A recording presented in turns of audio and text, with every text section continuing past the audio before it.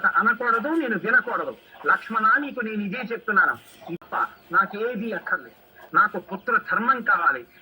కొడుకు తన మాట నిలబెట్టాడని నా తండ్రి సంతోషిస్తే నాకది యావత్ రాజ్యం కన్నా దేనికన్నా గొప్పది. నా తండ్రి సంతోషించనినాడు. నేను ఎన్ని పొందినా నేను ఏడుస్తూ పొందుతాను. నాకు అక్కర్లేదా రాజ్యం, నాకు తండ్రి మాటే కావాలి, నాకు పుత్ర ధర్మమే కావాలి. ఇది రాముడంటే. రాముడంటే ధర్మం. మహాతల్లి కౌసల్య చెప్పినటువంటి మాట ప్రతి తల్లిని తెలుసుకోవలసిన మాట లోకంలో. ప్రతి తల్లి, ప్రతి తండ్రి రామాయణంలో ఈ శ్లోకాన్ని తెలుసుకోవలసిన శ్లోకం. పెద్దలు ఏమంటారో తెలుసా అండి ఈ శ్లోకం గురించి? కౌసల్య 14 ఏళ్ల కోసం రాముడికి కట్టించిన సజ్జన్నకు మూట అంటారు ఈ శ్లోకాన్ని. ఎందుకంటే అమ్మ పిల్లాడు ఏదైనా ఊరు వెళ్తున్నానంటే నాన్నగారు డబ్బిస్తాడు, అమ్మ అలా ఇవ్వదు. అమ్మ ఏం చేస్తుందంటే, నాన్న మధ్యాహ్నం ఆకలేస్తుంది తినే అని రొట్టిస్తుంది. ఎందుకైనా మంచిది, రాత్రి అక్కడ ఏమైనా దొరుకుతాయో దొరకవో 2 యాపిల్ పళ్ళు పడేసాను తినే అంటుంది. అమ్మ పోషణ చూస్తుంది. 14 ఏళ్లు రాముడు ఇప్పుడున్నవాడు అలాగే ఉండాలంటే, రాముడు అరాముడు కావాలని ఏ మందర కోరుకుందో అలా రాముడు అరాముడు కాకుండా ఉండాలంటే, రాముడు లోకాభిరాముడుగా తిరిగి రావాలంటే, జగద్వందితుడైనటువంటి రాముడిగా కీర్తి శోభిల్లాలంటే, రామ నేను నీకు చెప్తున్నాను, గుర్తుపెట్టుకో.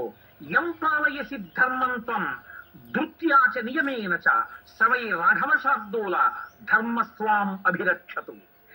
ఏ ధర్మాన్ని రామా నువ్వు ఇప్పుడు పట్టుకున్నావో, ఏ ధర్మాన్ని నమ్మావో, ఏ ధర్మం కన్నా లోపల కోరుకున్న భోగాలు కూడా గొప్పవి కావని ధర్మాన్ని నువ్వు అనుష్ఠిస్తున్నావో, ఆ ధర్మాన్ని అలాగే పట్టుకునుండు రామ.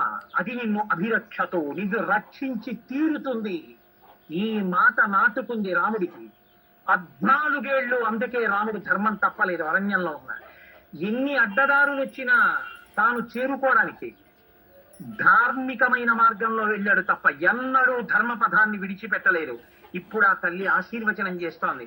నాయనా, నీకు విశ్వామిత్ర మహర్షి ఇచ్చినటువంటి అస్త్రాలు, నువ్వు అరణ్య మార్గంలో వెళ్తున్నప్పుడు నమస్కారం చేసేటటువంటి దేవాలయాల్లో ఉన్న దేవతలు, మహర్షులు, సమిధలు, దర్భలు, పవిత్రములు, అగ్నివేదికలు, దేవాలయాలు, చిత్ర విచిత్రములైన పూజాస్థలాలు, పర్వతములు, వృక్షములు, మొక్కలు, మడుగులు, పక్షులు, సర్పములు, సింహములు, సాధ్యులు, విశ్వేదేవతలు, మరుత్తులు, ధాత, విధాత, పూషుడు, భగుడు, అర్యముడు, ఇంద్రాది సమస్త దేవతలు, అన్ని ఋతువులు, స్కందశ్చ భగవాన్ దేవ సోమశ్చ స బృహస్పతి, సప్తర్షయో నారదశ్చ తే త్వాం రక్షతు సర్వతః, నక్షత్రాణి చ సర్వాణి గ్రహశ్చ సహదేవత, అహోరాత్రే తథా సంధ్యే పాంతు త్వాం వనమాశ్రితం.